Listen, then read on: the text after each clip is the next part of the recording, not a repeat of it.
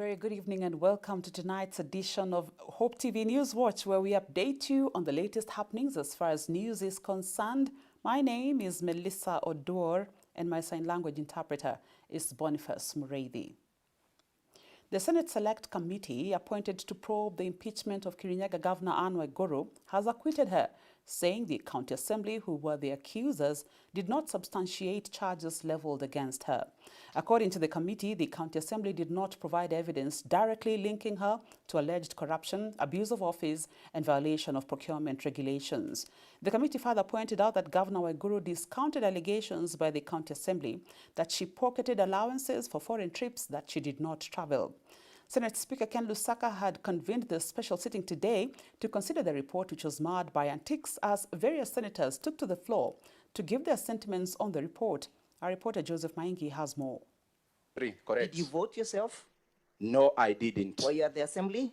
Yes, I was. Were you supporting the motion? No, I was not supporting the motion. What? After days of back and forth on the impeachment of Governor Anne Waiguru, the Kirinyaga County boss has finally had the last laugh. Waiguru has survived perhaps one of the greatest challenges of her short political life after the special committee of the Senate cleared her of culpability over impeachment charges leveled against her by the members of the Kirinyaga County Assembly. As you may have noticed, the committee has found all the allegations against the governor not to have been substantiated. In a report presented to the House Speaker Kenneth Lusaka on Friday, committee chair, who is also the Kakamega Senator Cleophas Malala, has said that the County Assembly of Kirinyaga failed to substantiate the two charges used as grounds for impeaching the governor. Malala indicated that a determination must be made both by evidence alluded to and substantiate the charges, and that the threshold must be met. According to the Malala-led committee, the County Assembly did not substantiate allegations that Waiguru failed to deliver the State of the County address for the financial year 2018-2019 to the County Assembly, and that she was undermining the authority of the County Assembly. The committee further pointed out that Waiguru discounted allegations by the County Assembly that she pocketed allowances from foreign trips that she did not travel. Mr. Speaker, as a committee, we noted that that was a malpractice and it should not be entertained, and the accounting officer should ensure that such members of the public service should be surcharged in case they don't remit or account the interest. On the violation of rights to health of the people of Kirinyaga County, the committee established that there was significant systematic problems in the health sector in Kirinyaga. This issue should be addressed forthwith. The committee finds that this allegation was again not proved and is therefore not substantiated. The committee, however, found Waiguru guilty of adopting a domineering attitude in the management of the county affairs. The condescending attitude of the governor towards the County Assembly is uncalled for and does not inspire confidence and trust in the county executive leadership. Mr. Speaker, the committee has recommended that specific officers who constituted the tender committees, that is the Chief Finance Officer, and members of the tender committees, that is Wayne, Pauline, and the director, supply chain management, Mr. Corelius Otieno, should step aside as the DCI, the Ethics and Anti-Corruption Commission, and all other prosecutory organs look into this matter, Mr. Speaker. As things are, Waiguru is now off the hook because the 11 senators have indicated that the allegations have not been substantiated, and hence the Senate cannot take any further action against the governor. For Hope TV News Watch, I'm Joseph Maingi. Kenya has confirmed 149 more positive cases of the coronavirus, bringing the total number of infections so far to 5,533. Health Ministry Chief Administrative Secretary Dr. Rashid Aman says 3,090 samples were tested within the last 24 hours. During the daily COVID-19 briefings, Dr. Aman said the new cases include 148 Kenyans and 1 foreign national, composed of 94 males and 55 females aged between 1 and 76 years. The new infections were recorded in various counties, among them Nairobi with 73, Mombasa with 20, Kajiado 15, Siaya with 13, Machakos 3, Kilifi, Nakuru, Nandi and Bungoma, as well as Isiolo had 1 each, 48 patients have also been discharged from various health centers in the country, bringing the total number of recoveries to 1,905. As 5 more patients succumbed to the disease, fatalities rose to 137. Meanwhile, the Ministry of Health has this morning received a donation of 35,000 surgical masks from AstraZeneca to support COVID-19 responses. Isuzu East Africa also donated 2 buses to ferry healthcare workers at KU Hospital and Bagathi Isolation Center.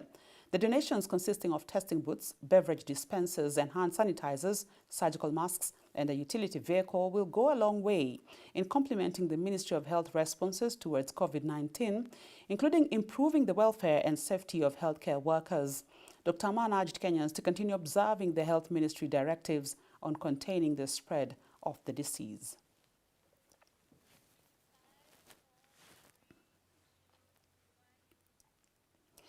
ODM Deputy Party Leader Mombasa Governor Ali Hassan Joho has confirmed that ODM Party Leader and former Prime Minister Raila Odinga is responding well to treatment after he was flown out to Dubai early this week. Joho says Odinga has undergone a minor back surgery and has asked ODM Party loyalists not to worry about Raila's health. This morning, I have had the opportunity to speak to my party leader and my father, the Baba of the nation. I feel happy and encouraged that he's progressing really well. So for us as a people, more importantly, the fraternity of the Orange Democratic Movement, we continue to pray for our Baba. We continue to pray for our leader. And I have no doubt that within the shortest time possible, Baba will be back in Kenya. So ours is to continue to stay strong, to pray for him. He has undergone through a procedure. Let us not forget, even our leaders are still human beings. Sometimes they have to be tested. Sometimes they have to be sick and get treated. Sometimes they have to deal with the issues that every human being goes through. But the best we could do now is to pray for them. So I want to tell our supporters that our leader is solid, our leader is strong, he's doing very well, recovering well, and soon he shall land back here in Kenya and continue with the journey of ensuring we achieve our agenda of uniting the people of Kenya. We stand solidly behind him, his agenda, our agenda, what he identifies with is what we all are moving with. So let me assure you that our party leader is doing extremely well and he shall be back soon. There has been heightened insecurity in Nyandarua County in the recent past, forcing the Interior Cabinet Secretary Dr. Fred Matiang'i to order for a reshuffle in the security team deployed in the area. Murder, sexual assault of teenage girls and cattle rustling cases have escalated, raising an alarm on the general security of the area. The reshuffle has seen County Police Commander Zachary Kimani take over from Dr. Gideon Ngumi. Other officers are John Kimuria from the Critical Infrastructure Police Unit, Julius Rutere from the Criminal Investigations Department, and Benson Bogori in charge of the Prison Service. The Nyandarua West Sub-County Security Team was not spared either, as Police Commander Wanyama Nyongesa took over from Isaac Ruto, with more changes expected soon. Here is Grace Wangoi with that story. The increase in insecurity in Nyandarua County has raised concerns over what should be done to mitigate the situation. According to Regional Commissioner Wilfred Nyagangwa, there was need to reshuffle the security team so that a new team of officers can be deployed in the area to curb the escalating insecurity and altogether put an end to the coordinated crime in the area. There is several changes that we want to address. Some of the officers who have overstayed in the region, the area, have to be reshuffled so that we can get new officers who can also be able to address these issues. So one is, as a measure to fight cattle rustling, the regional commissioner ordered that no movement of animals from the county shall be henceforth allowed unless one can present a permit of authenticity.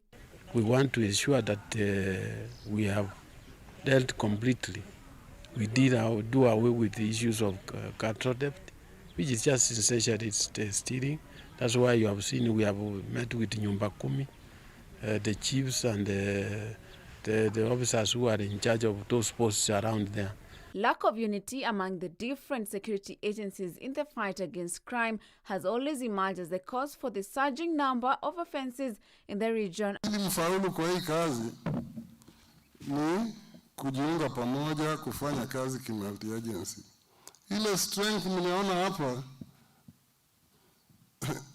hii wezi wa mifugo au murderers, defilers na wenye wanahusika kwa mambo ya ulevi haiwezi kushinda hii strength. Lumumba further revealed that a special squad has been deployed in the area to investigate the crimes and find a solution. Kama wewe huwa unahusika na hao wezi ama hao murderers, jua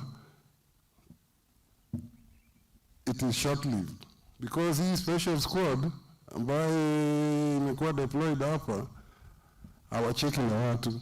At the same time, County Commissioner Boaz Cherotich confirmed the high number of murder cases totaling to 30 in the past 1 year, saying that only a handful have been presented to court. Tunauliza ni kwa sababu gani hawa wakora wajashikwa, na ni vijana ambao wanatoka hapa kwetu wanakaa na sisi. Nyinyi mkiwa viongozi pamoja na wakaji wa hapa mnajua vizuri wana kina nani, lakini kwa nini hamwezi kumtupatia hiyo habari kwa polisi ili sheria ichukuliwe vilivyo? The residents lamented that police laxity and lack of confidentiality had led many to withhold vital information for fear of compromising their security. Grace Wangoi for TV News Watch. And Education Cabinet Secretary Professor George Magoha says technical and vocational education and training TVET institutions will be reopened for assessments in September to allow students to take examinations in shifts. He says TVET institutions have a much better chance of survival in terms of achieving social distancing and so can be opened in shifts much more easily than primary and secondary schools. Magoha was speaking in Kisumu after meeting TVET representatives on the reopening of colleges and universities post-COVID-19 and emphasized that each of the institutions should have access to a medical facility which is linked to them.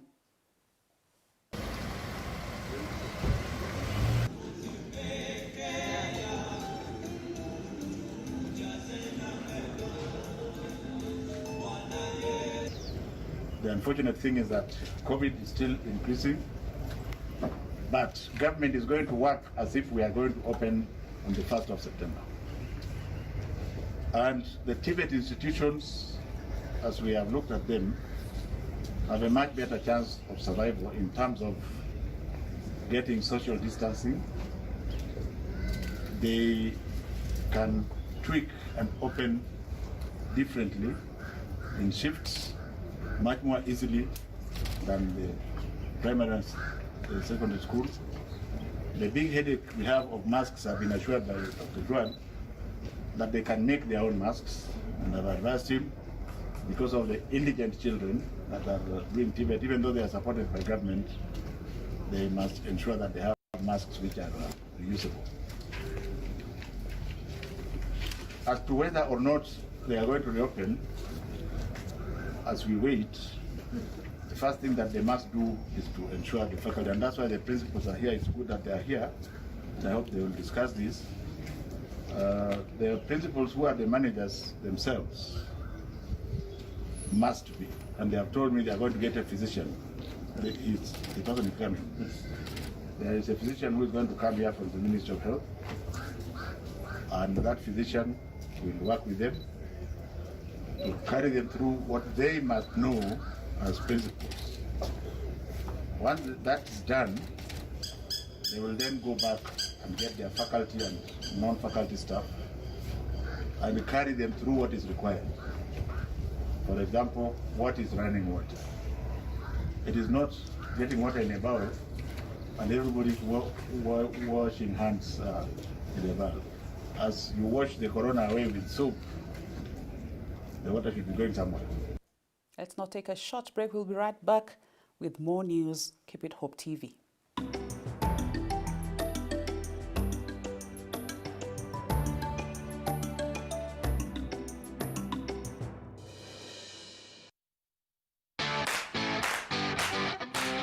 Treetop is back! Now tastier than ever. Available in orange, tropical, apple, mango, and strawberry banana flavors. Stay safe and enjoy great taste with your family. Treetop, you can't beat this taste. When we say that at Optiven we care for you, we mean exactly that. Because we are with you every step of the way, and we remain committed to supporting you even through this COVID-19 pandemic. To all our customers who are paying installments for their properties, we are giving you an interest-free period of 6 months with effect from 1st May 2020. This is the time to realize your dream of property ownership. Rest assured of our commitment to support you in this journey. We are putting you first because we care. For more information, call us on 0702 83 10 83 or visit www.optiven.co.ke. Optiven Limited, the pacesetters in real estate.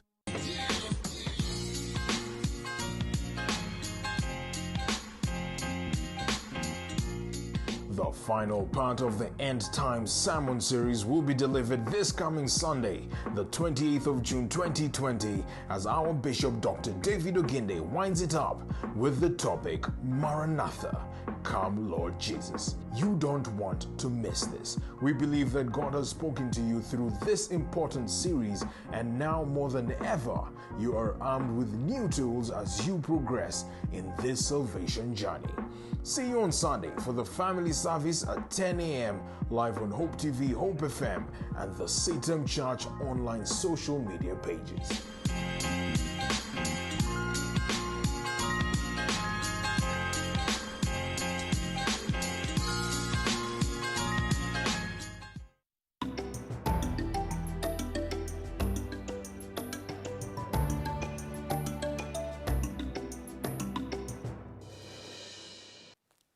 Welcome back. Now, the ANC party has expelled Kakamega Senator Cleophas Malala from the party after a special national delegates meeting that was held this morning. Party leader Musalia Mudavadi led members of the party for a National Governing Council meeting, which also ratified the postponement of the party's elections for the next 36 months, therefore extending the tenure of the current office holders. Dickens Luvanda reports. A National Governing Council meeting of the Amani National Congress ANC party has resolved to expel one of its vocal members, Kakamega Senator Cleophas Malala.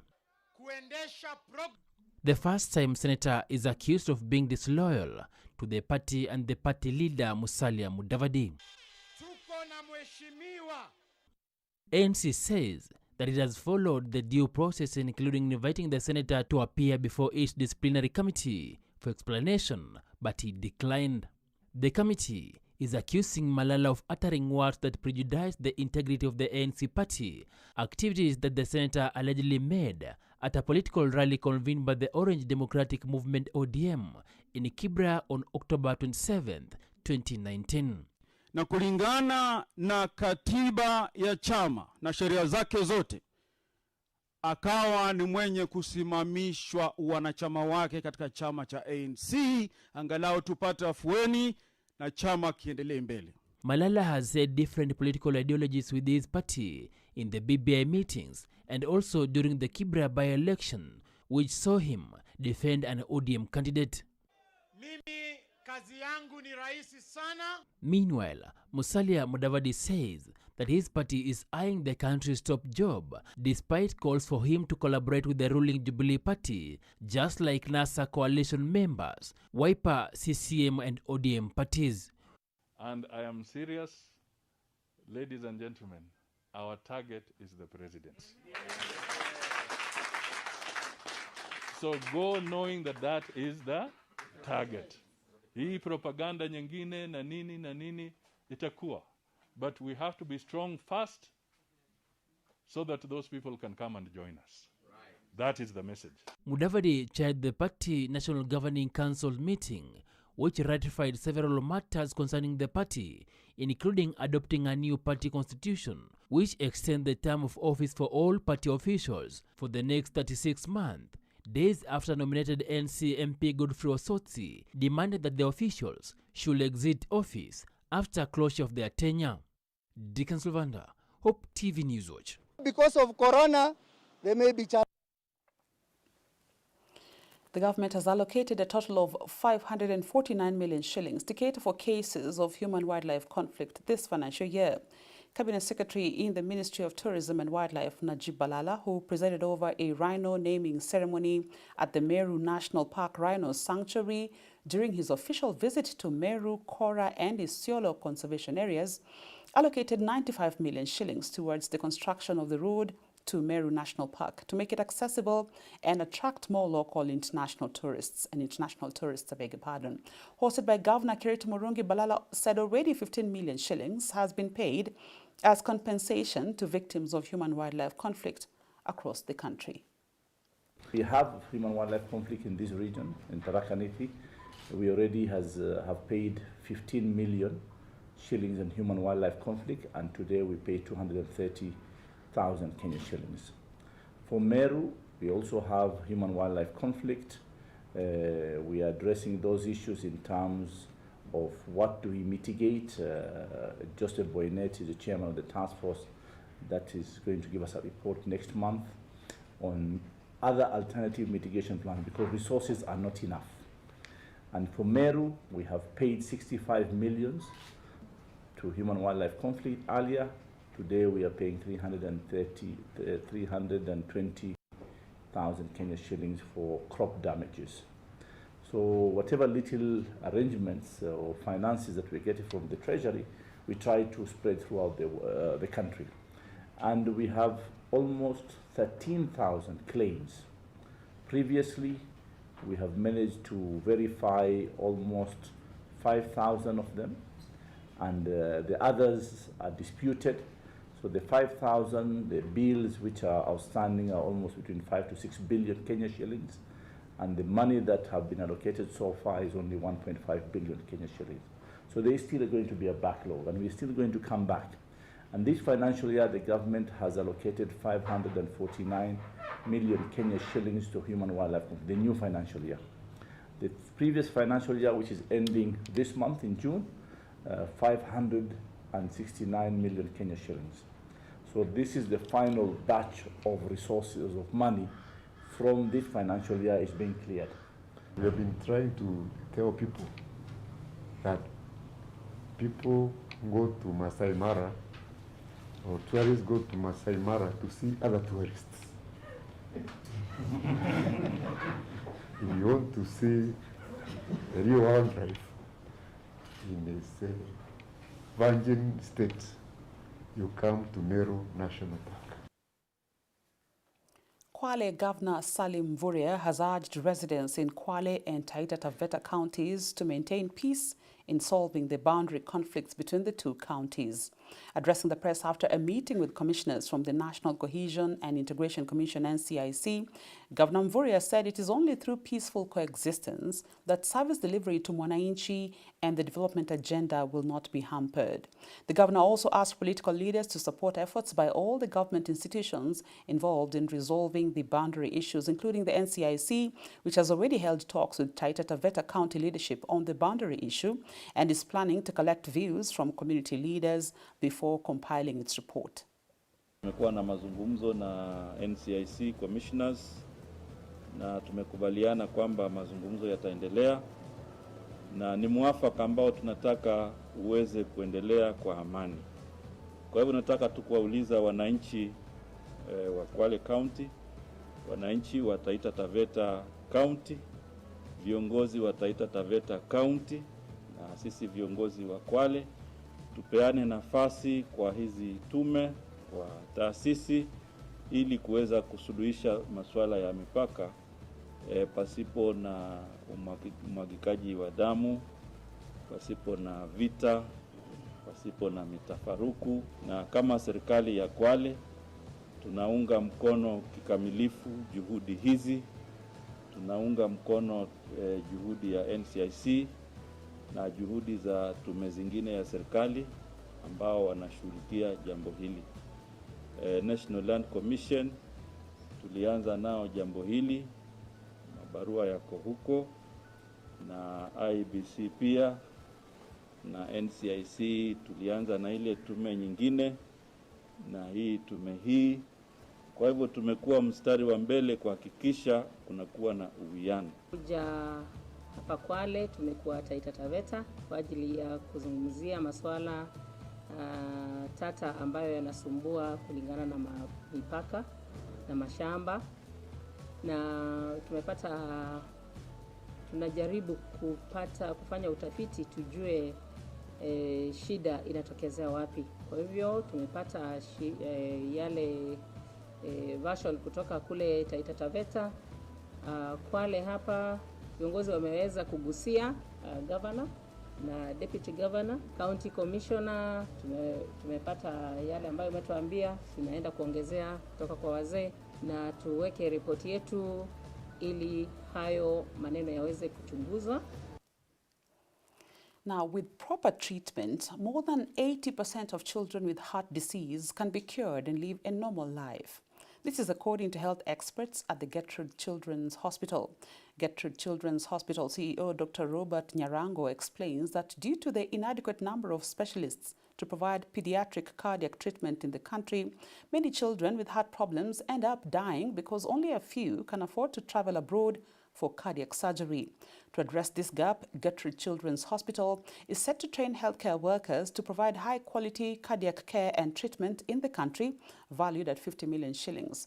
This program aims to train an initial multidisciplinary specialist team, including pediatric cardiothoracic surgeons, pediatric perfusionists, and pediatric cardiac nurses to improve local capacity to provide care to children with heart disease. In this country, we have about 10,000 children who require cardiac surgery every year. The sad reality is that about 90% of them are not diagnosed and therefore do not get the surgery.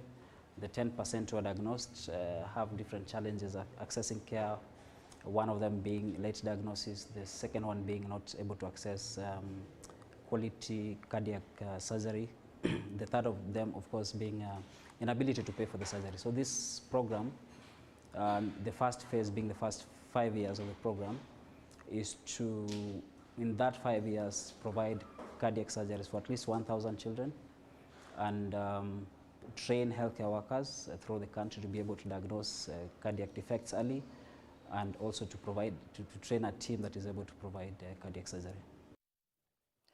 Nearly 1 million Kenyans live with disabilities, with most of them facing a hard time as a result of discrimination in the society. However, some Kenyans have been trying their best to change this culture.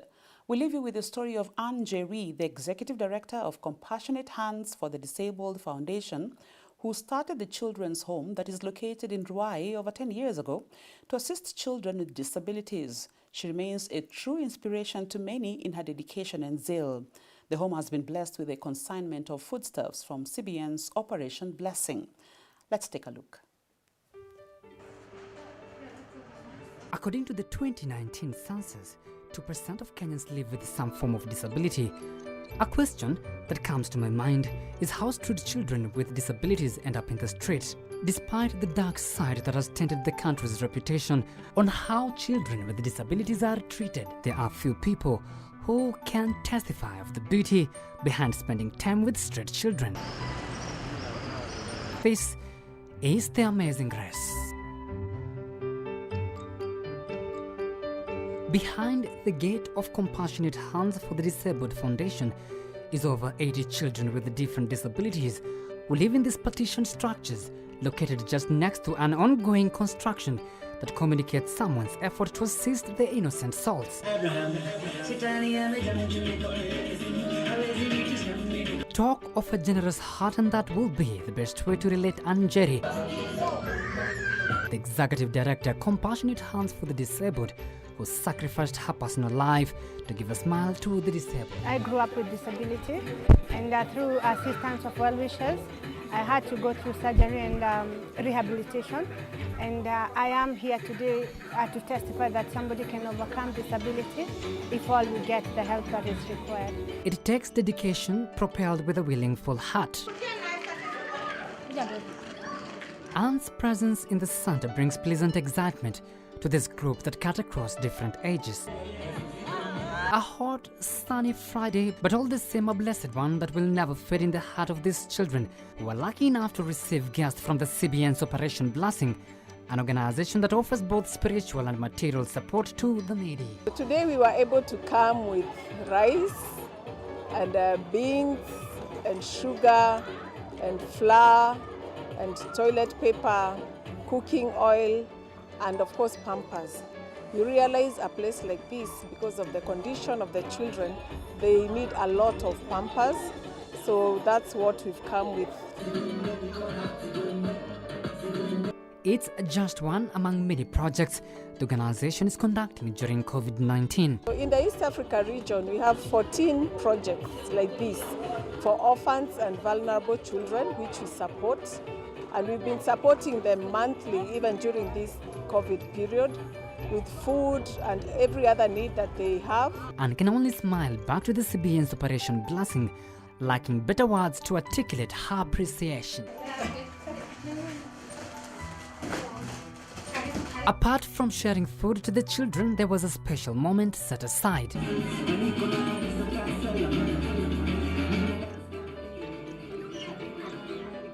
CBN's Operation Blessing has been working to envision a world in which all people realize unconditional happiness, a world without discrimination and hatred. May the Lord God bless you. Meet one Samuel Macharia, and a Form 4 student at Joytown Thika who believes that his electrifying voice will one day secure a space for him in the sports journalism field. Being here, because from this nimeweza kudiscover talanta yangu, nimeweza kudiscover kwamba I can do it. I would like to be a journalist. Napenda kutangaza sana because I knew yes I can make it. It was after he proved us wrong. I couldn't imagine that such a talent is burning in silence. Mpenzi mtazamaji wangu, siku ya leo ni siku ambayo Manchester United watakuwa basi wanaweza kupata kukabana na timu ya Chelsea. Bringing up all these children is expensive, and since Anjeri does not have a stable source of income, she relies on well wishes and the community. The smile on her face might communicate that the journey is smooth, but that is not the case. And today we have a construction that is ongoing. Well, meeting the challenge is quite high, and yeah, the bills and all that. Dealing with over 80 children is definitely not a simple task, and Jerry can now have a sigh of relief as CBN's Operation Blessing has graced the center with food consignment that will support them, albeit for a limited time. The Persons with Disabilities Act No. 14 of 2003 defines disability as a physical, mental or other impairment including any visual, hearing, learning or physical incapability which impacts adversely on social, economic or environmental participation.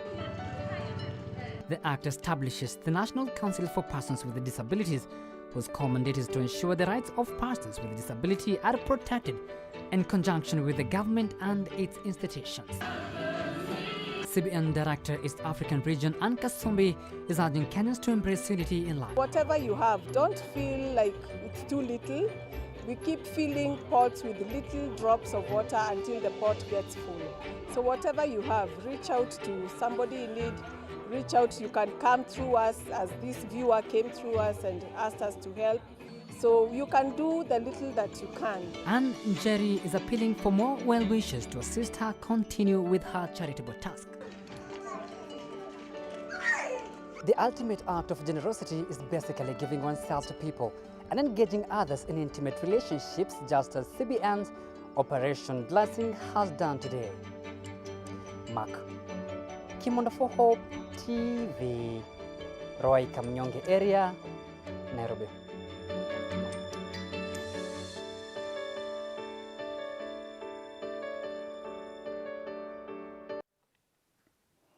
Wow. Okay, let's take another short commercial break. We shall return with the day's business news.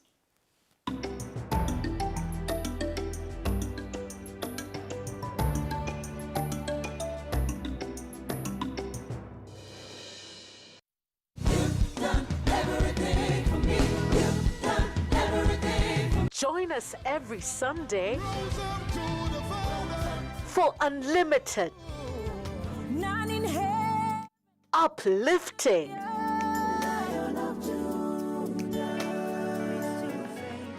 True worship.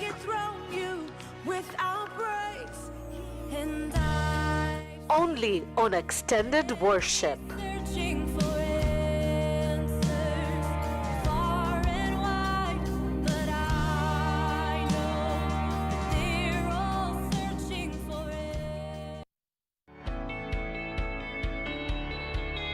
Dunia ni mali ya Bwana na vyote vijazavyo. Nguruwe ni mali ya Bwana au?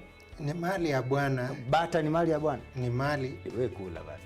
Acha mambo mengi. Yesu ndiye njia. Muislamu yoyote ambaye anamkataa Yesu, kwanza sisi tunamjua ni kafiri. Bila huyu Yesu, mtu aendi kwa Baba. Ungana na walimu wa neno wanapochambua masuala tata katika Biblia, wakiyalinganisha na vitabu vingine vya kidini. Je, kuna ushahidi wowote Muhammad aliwahi ona Qur'ani? Na hii Qur'ani muliitoa wapi? Halo? Piga simu moja kwa moja na pia uchangie kupitia SMS na Facebook. Itawezekana kitabu cha Biblia ambaye mwanakiamini kuwa ni kitabu cha Mwenyezi Mungu ishindwe kumtabiri mtu ambaye ana wafuasi zaidi ya bilioni 100 duniani. Je, Muhammad amekufa ama yuko hai? Ungana nasi kila Jumamosi saa 2 hadi saa 4 ya usiku kwenye runinga uipendayo ya Hope TV.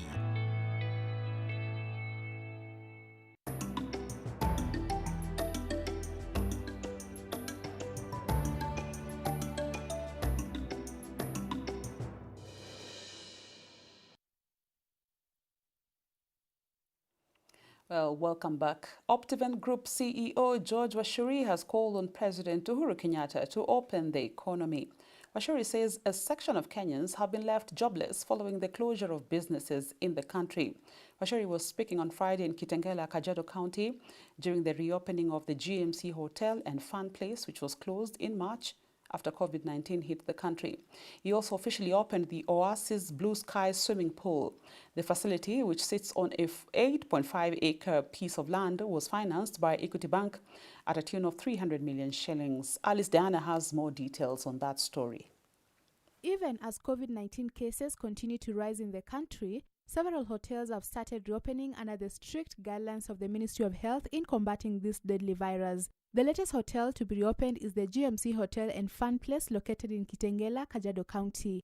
Speaking during the reopening ceremony, which was graced by Kajiado Deputy Governor Martin Moshisho, Optiven Group CEO George Washuri asked the government to reopen the economy as Kenyans are adhering to the guidelines set by the Ministry of Health in combating the spread of the virus. And we are asking His Excellency Uhuru Kenyatta to open up the economy, because now Kenyan people have discovered that we can be able to stop COVID through washing our hands, putting the mask, sanitizing, keeping social distancing, because our people are crying. People are at home. They need jobs. And jobs are created by entrepreneurs, by businesses. And we are asking the national government, open up a little bit. We promise you as private sector, we are going to take care to ensure that we stop this pandemic called COVID-19. Following the reopening of the GMC Hotel and the launch of the Oasis Blue Sky swimming pool, GMC Director Mary Washuka said employees who were forced to stay at home due to the hard economic times have now resumed their work, adding that they are looking forward to employ more workers. We have put the pedal buckets for washing hands where the tap is touchless and even the soap is touchless, and then you can clean yourself. And if you don't want to use soap, we have also put sanitizer stations, and we have also put awareness stickers to tell people about 1.5 meter distance. And for now, we are so grateful to God, because one of the things that we want to do is job creation. So we are happy that our staff are back and now we are ready to roll. We are trusting God that business will grow so that we can have even more people to come on board.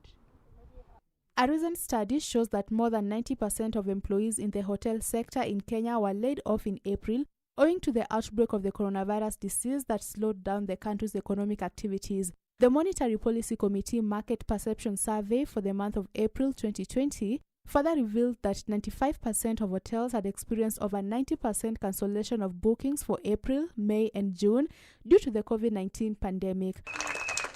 Reporting for Hope TV Newswatch, I'm Alice Diana. And Britam Holdings has announced that it will commence the payment of dividends to members. In a notice, Britam Company Secretary Nancy Kariuki said the move is subject to approval of the proposed resolution by shareholders at the virtual annual general meeting scheduled for Monday, the 29th of June 2020. The shareholders are expected to receive 630.9 million shillings as dividends from the firm after the firm emerged from a loss to post all-time high net profit. The board has recommended a dividend of 25 cents per share, ending the previous year's payout freeze due to losses. The diversified investment firm last paid a dividend in 2017, coming at 35 cents per share, or a total of 756.911 million shillings.